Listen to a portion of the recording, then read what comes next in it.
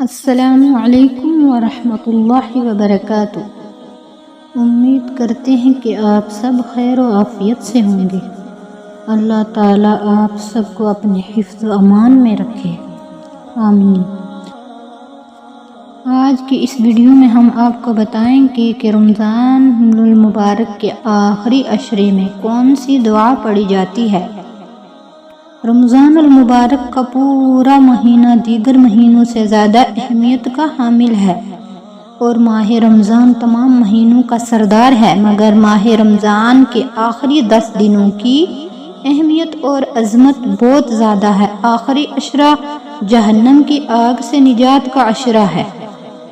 نبی اکرم صلی اللہ علیہ وسلم یوں تو پورا ماہ رمضان عبادت اور ریاضت میں گزارتے تھے، مگر آخری 10 دنوں میں نبی اکرم صلی اللہ علیہ وسلم کی عبادات میں اضافہ ہو جایا کرتا۔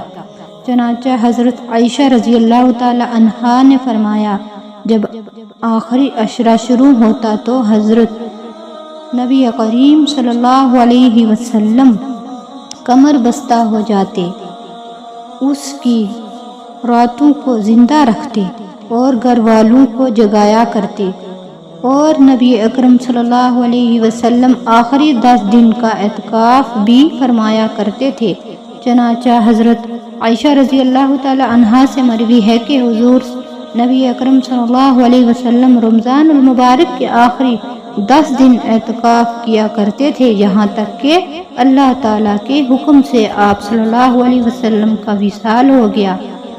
آخری عشرے کو جہنم سے خلاصی کا قرار دیا گیا ہے۔ آخری عشرے میں یہ دعا پڑھی جاتی ہے، اللہم اجرنی من النار، اے اللہ ہمیں جہنم کی آگ سے بچا، آمین۔ السلام علیکم ورحمۃ اللہ وبرکاتہ۔